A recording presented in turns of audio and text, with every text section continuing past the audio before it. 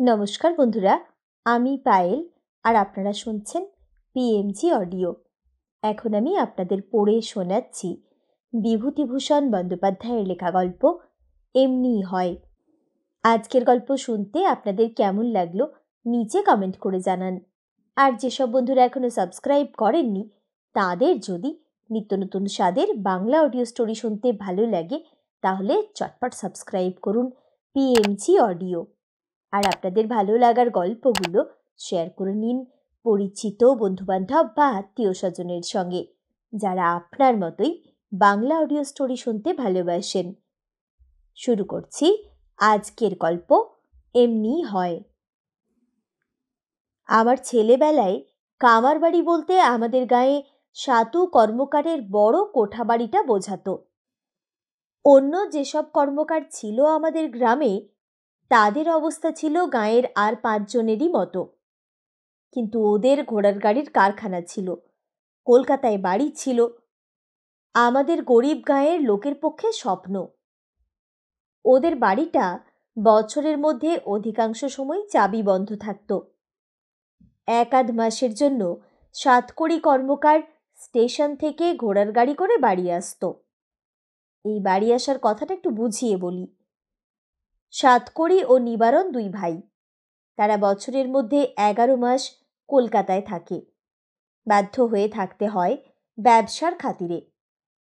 কিন্তু তারা যে এ গাঁয়ের নাম করা রাশভারী অনেক লোকের চেয়ে বড়, সব বিষয়েই বড় লোক, এটা না দেখাতে পারলে গ্রামের লোকে বুঝবে কেন? কিন্তু তার অবসর মেলে না, মেলে বছরের মধ্যে মাত্র 1 মাস। সুতরাং এই 1 মাসের মধ্যে চালে চলনে, পোশাকে পরিচ্ছদে, আচারে ব্যবহারে গ্রামের লোককে চোখে আঙ্গুল দিয়ে দেখিয়ে দেওয়াই চাই যে ওরা বড়লোক। কলকাতায় তাদের কি আছে না আছে গ্রামের লোকে তো আর দেখতে যাচ্ছে না। ওরা বেশ তৈরি হয়ে আসতো বড় মানুষই দেখাবার জন্য। যা দেখাবার এই 1 মাসের মধ্যেই দেখিয়ে যেতে হবে। ঐশ্বর্যের পাঁচিল তুলে গ্রামের রায়মশাই, গাঙ্গুলি মশাই, বোসচা, দত্তমশাই, ননী পালিত, গদাধর বিশ্বাসদের সঙ্গে নিজেদের পৃথক করে রাখতে হবে এবং বুঝিয়ে দিতে হবে যে তোমরা গায়ে বসে যতই জমি জমা নাড়ো আর প্রজা শাসন করো, আসলে তোমরা আমাদের তুলনায় কিছুই নয়। এই ঘোষণা করবার আর্টটা ছিল ওদের চমৎকার। বিদেশে যারা অবস্থাপন্ন হয়ে বাস করে তারা নিজেদের গ্রামে এসে নিজেদের বড়ত্ব প্রচার করবার যে সাধারণ প্রণালী অবলম্বন করে সেটা হচ্ছে পুজোর সময় বাড়ি এসে ধুমধাম করে দুর্গোৎসব করা, কিংবা একটা পুকুর কাটা, কিংবা দুটোই একসঙ্গে। এদের প্রণালী ছিল আরও সূক্ষ্ম, তত ব্যয়সাধ্য নয়, অথচ আবেদনের গুরুত্বে সফলতর। স্টেশনে নেমে এরা 2খানা ঘোড়ার গাড়ি ভাড়া করে বাড়ি আসত। সঙ্গে থাকতো 2টি চাকর, একটা ঠাকুর, একটা ঝি। দামি বিছানাপত্রের মোট ঘোড়ার গাড়ির ছাদে সকলের দৃষ্টি আকর্ষণ করত। ঠাকুর চাকরেরা বসে থাকতো ছাদে কোচম্যানের সঙ্গে। ওদের পরনে থাকতো ধবধবে ফর্সা কাপড়। একটা ঝুড়িতে নানা রকমের ফল বোঝাই থাকতো। গাড়ি থেকে জিনিসপত্র নামাবার সময় নিবারণ হেঁকে বলতো, ওরে, ফলের ঝুড়িটা সাবধানে নামা, রাঁচির পেঁপেগুলো যেন নষ্ট না হয়ে যায়, আনারস কটা দেখে শুনে নামা। চারপাশে ইতিমধ্যে গাঁয়ের ছেলেপিলেরা ততক্ষণে ভিড় করত। 2-1 পথ চলতি লোকও হাঁ করে তাকিয়ে দেখত ভিড়ের মধ্যে থেকে। তাদের মধ্যে হয়তো কেউ বলতো, কর্মকার মশাই বাড়ি এলেন। হয়তো সাতকড়ি বলতো, তা তো এলাম, কি যে কষ্ট, কলকাতা থেকে জিনিসপত্র নিয়ে আসা, তবু তো 2nd ক্লাস রিজার্ভ করে এলাম, তাও মধুপুরের কুঁজোটা নামাতে গিয়ে ভেঙে গেল। ও ঠাকুর, এই বাক্সটা ধরে নামাও, কাঁচের বাসন আছে। এ প্রণালীর আবেদন সূক্ষ্মতর, কিন্তু আদৌ ব্যয়সাধ্য নয়। আমরা যে যার বাড়ি এসে ঘটা করে বর্ণনা করতাম আমাদের গরিব বাপ মায়ের কাছে ওদের সেই ঐশ্বর্যবহুল সাড়ম্বর গৃহপ্রবেশ লোকের মুখে মুখে গ্রামান্তরে ছড়িয়ে পড়ত। তারপর ওরা যতদিন থাকত প্রতিদিনের নানা ঘটনায় ওরা বুঝিয়ে দিত ওদের সঙ্গে এ গ্রামের লোকের তফাৎ কতখানি। সাতকড়ি ছিল বড় ভাই, নিবারণ ছোট। নিবারণের ছিল একটিমাত্র ছেলে, তার নাম সতীশ। তখন তার বয়স 19-20। পড়াশুনো কতদূর করেছিল জানি নে। বাবা ও জ্যাঠামশাইয়ের ব্যবসায়ে শিক্ষানবিশি করত সে সময়ে। সাতকড়ি ছিল নিঃসন্তান। দুই বড়লোক ভাইয়ের এই এক ছেলে।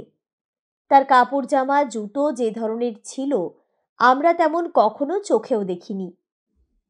হয়তো আমরা তাকে ঘিরে হাঁ করে ওদের বাড়ির সামনে পথে দাঁড়িয়ে কলকাতার গল্প শুনছি, ওর জ্যাঠামশাই হেঁকে ডাক দিলে, ও সতে, লুচি জুড়িয়ে গেল যে, ঠাকুর কতক্ষণ বসে থাকবে তোমার খাবার নিয়ে? সকলের খাওয়া হয়ে গেল, কেবল তোমার গল্প। আমাদের গ্রামের অনেকে ওদের বৈঠকখানায় গিয়ে বসতেন ওরা বাড়ি এলে। সাতকড়ি দামি শাল গায়ে দিয়ে 8 আঙ্গুলে 10টা সোনার আংটি পরে রূপোর গড়গড়া টানতে টানতে তাদের সঙ্গে কলকাতার ব্যবসার গল্প করত। তার মধ্যে 1,00,000 2 লাখের নিচে কোনো টাকার অঙ্কই ছিল না। আমাদের পাড়ার রায় মহাশয়, বিশ্বাস মশাই, গাঙ্গুলি মশাইরা হাঁ করে অবাক হয়ে শুনতেন, আর বোধহয় ভাবতেন এত টাকাও জগতে আছে। সাতকড়ি কর্মকার এইভাবে গল্প শুরু করত। আসুন গাঙ্গুলি দাদা, প্রাতঃপ্রণাম, বসুন, চা খাবেন? না ভায়া, এখনো আহ্নিক হয়নি, থাক। তাহলে সন্ধ্যের সময় অবশ্যই এসে চা খেয়ে যাবেন, ভালো চা। আমার এক খদ্দের, চা বাগানের মালিক, রায়বাহাদুর বটকৃষ্ণ দত্ত, লেবু বাগান। তিনি পাঠিয়ে দেন ফি বছর। বাজারে এ চা নেই। এর নাম অরেঞ্জ পিকো। চা গাছের পাতার কুঁড়ি থেকে হয়। অনিল চক্রবর্তী বললেন, তারপর নিবারণ কেমন কাটলো এবার কলকাতায়? নিবারণ গলা ঝেড়ে নিয়ে গম্ভীর সুরে বললে, কাটলো ভালোই, তবে খাটতে খাটতে জান বেরিয়ে গিয়েছে। এখানে এসে একটু জিরিয়ে নিয়ে বাঁচলাম। কেন? দাদা, সে কথা আর বলবেন না। 50,000 টাকার লোহা কিনে ফেলে রেখে এসেছিলাম পাটনায় এক হিন্দুস্তানি লোহাওয়ালার দোকানে। তারপর সে লোহা আর আসে না। 3 বার সেজন্যে ছুটোছুটি করলাম সেখানে। আমাকে পাটনার সকলেই চেনে, সকলে খাতির করে। বাজারে বেরুলেই বলবে, আসুন বাবু। বাবু ছাড়া নাম ধরে কেউ ডাকবে না। তারা বললে, এমন জুয়াচোরের ফাঁদেও আপনি গিয়ে পড়েছেন? সে লোহা বেশি দাম পেয়ে ও অন্য জায়গায় বেচে দিয়েছে। তারপর তারপর নালিশ মোকদ্দমার ভয় দেখিয়ে উকিলের চিঠি দিয়ে অনেক কাণ্ড করে তবে সে লোহা উদ্ধার করলাম।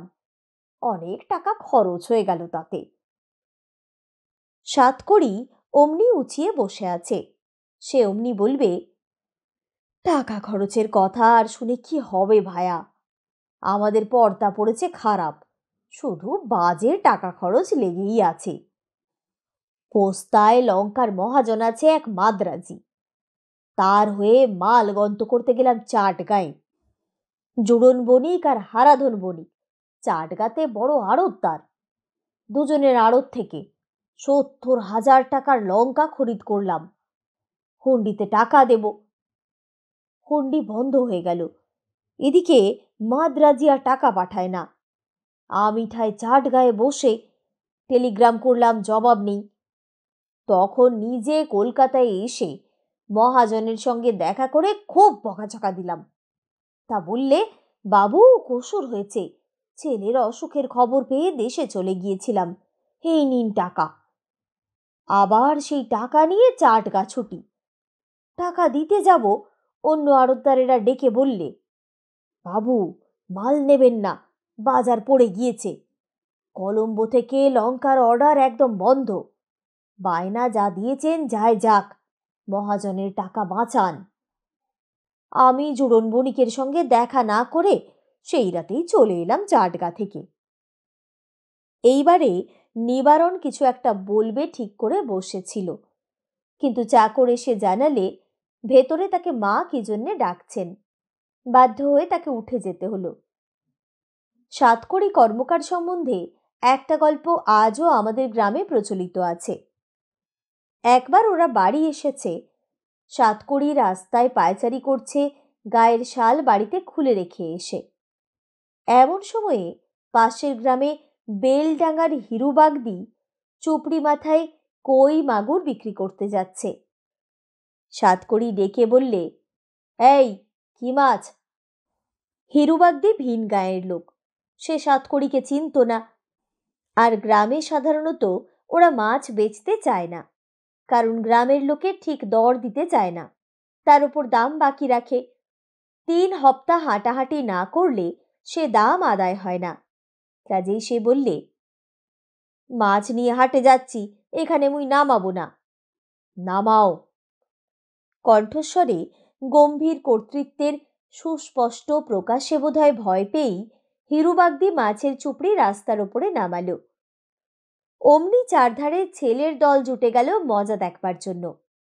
সাতকড়ি হিরে বসানো আংটি দিয়ে মাছ দেখিয়ে বললে, কত দর?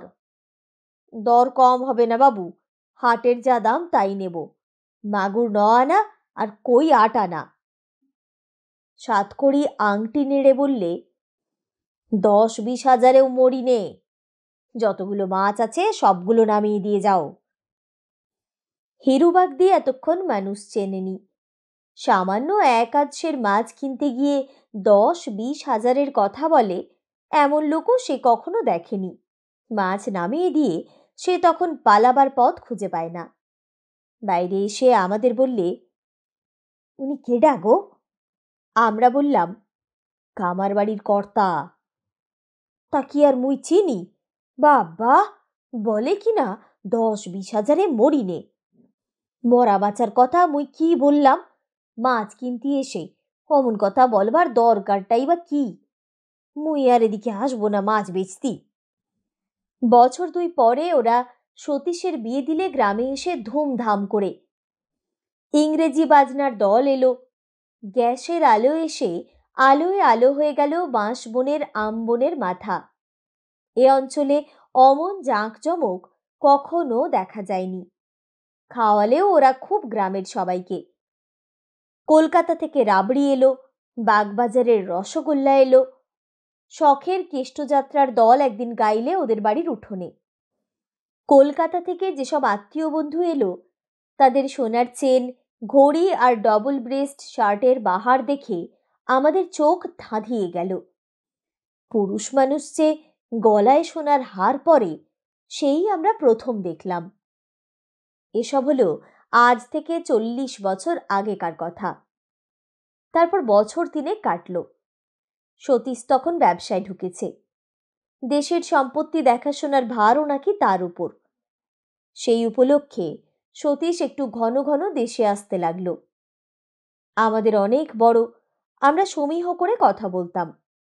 ও কখনো নিয়ে আসতো কলের গান, তখনও নতুন জিনিস, এসব পাড়া গায়ে আন করা নতুন। বৈঠকখানায় বসে যখন কলের গান বাজাতো, তখন লোকে লোকারণ্য হয়ে যেত। কেউ হয়তো জিজ্ঞেস করত, কলের দাম কত খোকা বাবু? 350 টাকা। সতীশ সংক্ষেপে উত্তর দিয়েই আরেকখানা রেকর্ড তুলে দিত কলে। নরম বুরুস দিয়ে আগের রেকর্ডখানা যত্ন করে মুছত। আমাদের বলতো, কাছে এসে ভিড় করো না, দামি জিনিস সব, একখানা ভেঙে গেলে 5.5 টাকার ঘাড়ে জল। আমরা সভয়ে সরে যেতাম। সতীশের গায়ে সিল্কের শার্ট, সব আঙ্গুলগুলোতে আংটি, ঘাড় কামানো বাবুছাট চুল, রুমালে বিলিতি এসেন্স, মুখে বার্ডসাই। তখনকার দিনে সিগারেটের ওই নাম ছিল। আমরা বলতাম, ওর দাম কত সতীশদা? 3.5 টাকা কৌটো। তুমি রোজ রোজ খাও?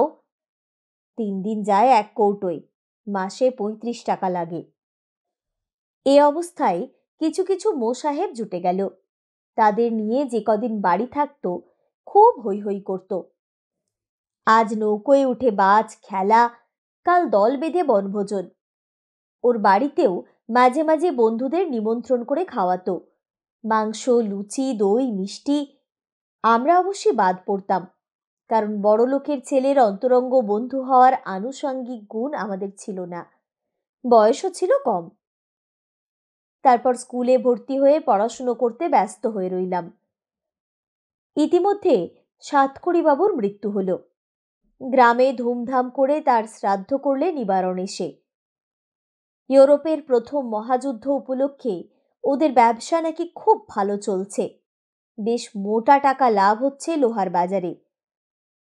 তখন স্কুলে ওপরের ক্লাসে পড়ি, মনে তত সংকোচ নেই। একদিন নিবারণ কর্মকারের কাছে গিয়ে বসলাম। যেমন হয়ে থাকে, তার বৈঠকখানায় গ্রামের অনেক লোক, কেউ চা খেতে, কেউ মন রাখতে।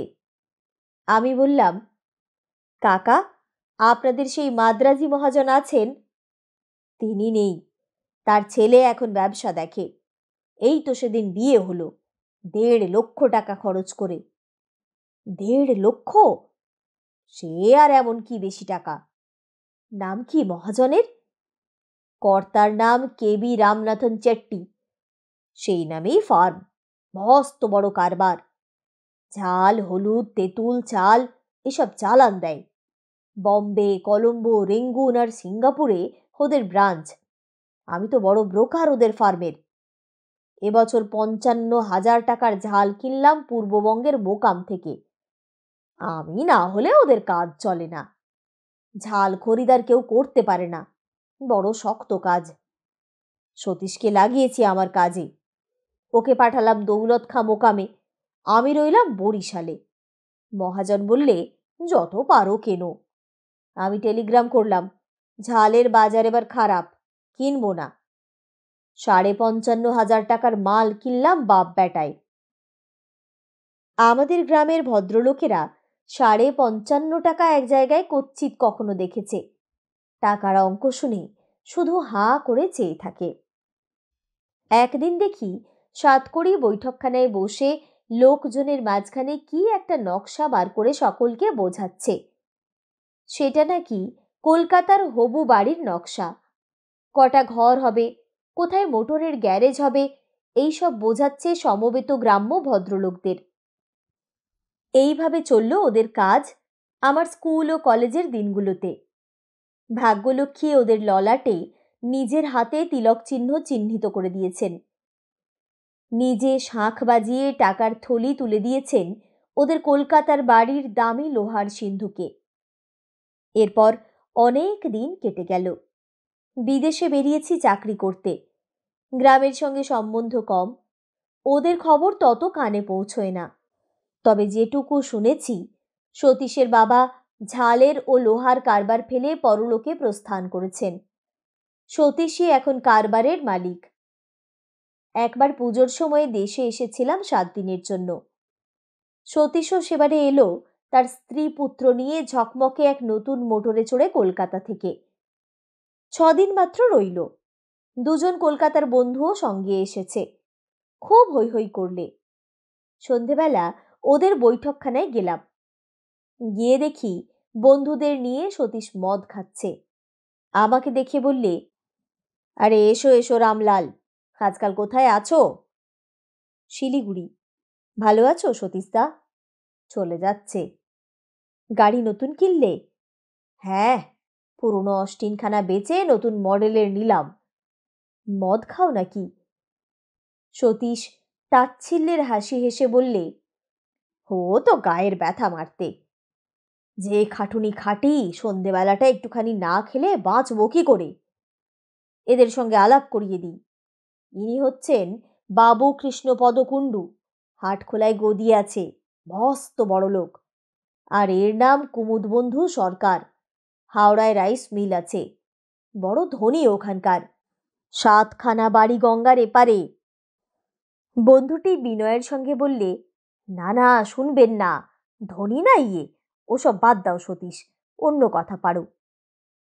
ব্রিজ খেলতে জানো রামলাল? না সতীশদা। চা চলবে? তোমার তো এসব চলবে না। চাও খাবো না, খেয়ে এলাম। তোমরা বসো, আমি উঠি। আমি সেখান থেকে সরে পড়লাম, কারণ সে সময়ে বাড়ির মধ্যে থেকে চাকরে ডিশ ভর্তি খাবার নিয়ে এলো ওদের জন্যে। তার পরদিন দেখি সতীশ নদীতে নৌকো করে বন্ধুদের নিয়ে বন্দুক হাতে পাখি শিকারে বেরিয়েছে। সে যে বাড়িতে বসে মদ খায়, এতে গ্রামের লোকে দেখলাম দোষ ধরে না। বড় লোক তো খাবেই, ওদের সব শোভা পায়, ভাবটা এইরকম। সতীশ পাখি শিকার করে বারোয়ারির চাঁদা দিয়ে ক্যামেরা নিয়ে ছবি তুলে গ্রাম গুলজার করে তার ঝকঝকে নতুন মডেলের অস্টিন হাঁকিয়ে বন্ধু বান্ধবদের সঙ্গে খুব আমোদ করে বেড়ালেই ৫-৬ দিন।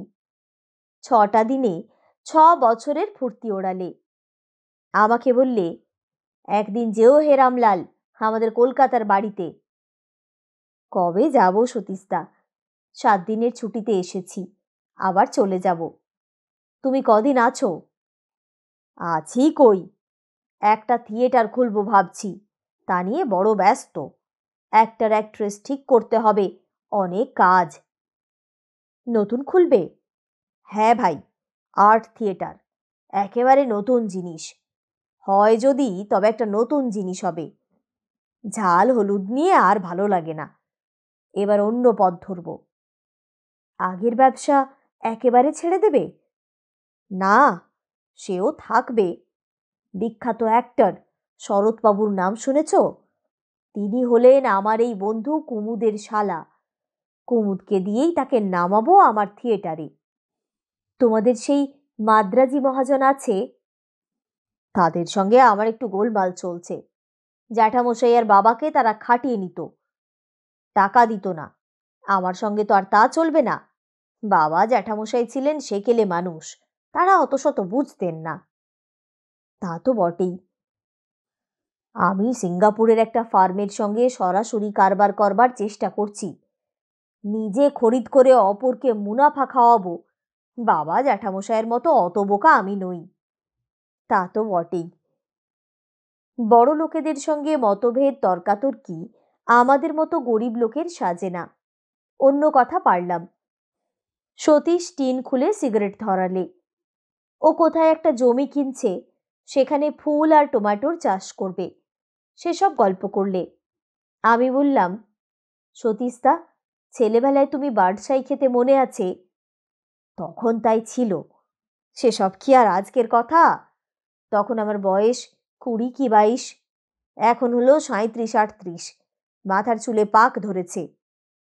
এখানে ভালো লাগছে সতীশদা? আচ্ছা বলতে পারো, ট্যাংরার বিল পর্যন্ত মোটর চলবে এই বর্ষাকালে? না বোধ হয়। যাবে নাকি?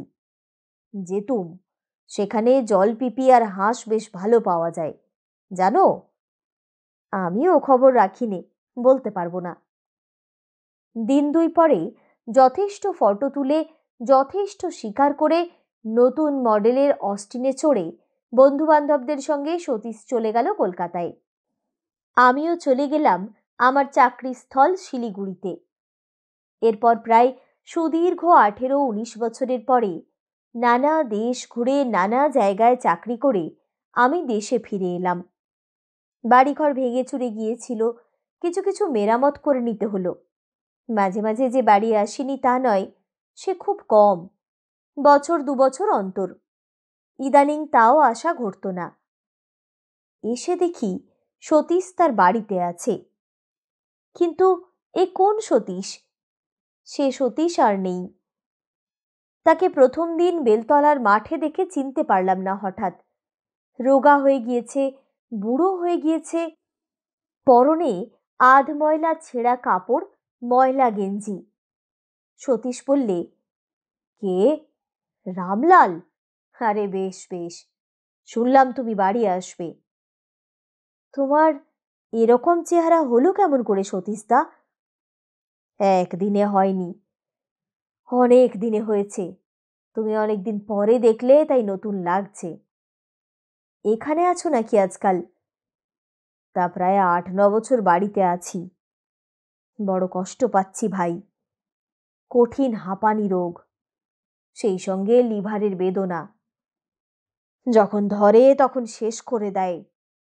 এদিকে এসেছিলাম গরুটা খুঁজতে, তা পেলাম না, যেও সন্ধেবেলা। সতীশের খবর মাঝে মাঝে বিদেশে আমার কানে যে একেবারে পৌঁছয়নি তা নয়। শুনেছিলাম ওদের ব্যবসা নেই, কলকাতার বাড়ি বিক্রি হয়ে গিয়েছে, পাওনাদারেরা সব বেচে কিনে নিয়েছে, থিয়েটার করতে গিয়েই সব গেল।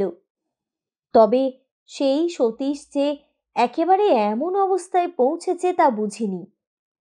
রাসবিহারী মুখুজ্জের কাছে কথাটা বলতেই রাসবিহারী বললে, ও, কে সতীশের কথা বলছো? এখনো কিছু বোঝনি বাপু? সতীশের মা কি বউ তোমার কাছে যায়নি? কেন? ওই দেখো, আবার বলে কেন? ভিক্ষে করতে, নইলে পেট চলবে কি করে? বলেন কি, এত দূর হয়েছে তা তো ভাবিনি। এখনো খবর পাইনি তুমি বাড়ি এসেছো, কাল সকালেই যাবে। আমরা তো বাপু বিরক্ত হয়ে গেলাম। বলে নিত্যি নেই দেয় কে, আর নিত্য রোগী দেখে কে? ওর মা সর্বদা যাবে, চাল দাও, পয়সা দাও, তেল দাও। ওদের এমন অবস্থা হলো কেন? আবার বলে কেন? তা হবে না, মদে বদ খেয়ালে ইয়েতে বাপ জ্যাঠার পয়সাগুলো ঘোচালে। থিয়েটার করতে গিয়ে বাড়িখানা গেল কলকাতার, পাওনাদারেরা ডিক্রি করে যথা সর্বস্ব নিয়েছে। এখানকার জমি জমাও ক্রোক দিয়ে নিয়েছে। ক বিঘে ধানের জমি বুঝি আছে, তাও সারা বছরের ভাত হয় না তাতে। এখন ছাই ফেলতে ভাঙা কুলো সেই গ্রামের ভিটে, আর যাবে কোথায়? তাছাড়াও বাঁচবে না, কঠিন রোগ, পথ্য নেই, চিকিৎসে নেই। সতীশের বাড়ি সন্ধেবেলা গিয়ে বসতাম, প্রায়ই যেতাম। ছেঁড়া মাদুরে বসে হাঁপাতো, এই সময় নাকি হাঁপানির টান বাড়ে। আজ 10 বছর হলো সতীশ গ্রামে বাস করছে, হিসেব করে দেখলাম। এই 10 বছরে দারিদ্র্যে, অনাহারে আর রোগে ওকে এই অবস্থায় নিয়ে এসে ফেলেছে। পুরনো দিনের কথা আমি কিছু কিছু তুলতাম। একদিন বললাম, তোমার বিয়েতে এই গাঁয়ে ইংরেজি বাজনা এসেছিল আর গ্যাসের আলো জ্বলেছিল, মনে পড়ে? সতীশ হাঁপাতে হাঁপাতে বলতো, আর ভাই, বাদ দাও সব কথা, এখন গেলেই বাঁচি, আর সহ্য হয় না কষ্ট। সেসব মনে নেই ভাই, মনে নেই। আর মনে থাকে? কোথা থেকে মনে থাকবে? রোজ একটা করে টাকা না হলে সংসার চলে না, তাও নুন ভাত খেয়ে। কোথা থেকে মনে থাকবে বলো কি? তা তো বটেই। সকালে একদিন বাড়িতে বসে আছি, সতীশের মা এসে বললেন, বাবা, একটা কথা বলবো, আমায় 4 আনা পয়সা দিতে পারো? আফিং চাই রোজ 4 আনার, কাল জোগাড় করতে পারিনি। খোকা পেট ফুলে দম আটকে যায় আর কি, মা হয়ে দেখতে পারিনি, তাই তোমার কাছে এলুম বাবা। আবার একদিন ওর বউ, আর একদিন ওর মা। শুধু খোকার আফিংয়ের পয়সা 4 আনা। বাড়িতে স্ত্রীকে বলে দিলাম, এরা এলে যেন ফিরিও না, 4 আনাই দিও। স্ত্রী বললে, তুমি শুধু দেখো 4 আনা, ভেতরের খবর তো জানো না। কামার বউ এসে চায়ের দুধ নিয়ে যায়, চাল নিয়ে যায়, একখানা পুরনো শাড়ি দিলাম, বললে পরবার কাপড় নেই দিন, না হলে মান যাবে। কি করি, দিলাম। ওরা নাকি খুব বড় লোক ছিল। গৃহিণীকে বললাম পুরনো দিনের কথা, আমি তখন বালক। সাতকড়ি ও নিবারণ কর্মকারের শালের জোড়া ও দাস দাসীর বাহার, 10-20 হাজারে মরতো না নিবারণ কর্মকার। একদিন ওকে দেখতে গেলাম, তখন আমি বছরখানেক হলেও দেশে এসেছি। সতীশ বললে, আর বাঁচবো না, একটা জিনিস খেতে বড্ড ইচ্ছে, খাওয়াবে? কি? বড্ড ভালোবাসতুম মাংসের কাটলেট, কতকাল খাইনি।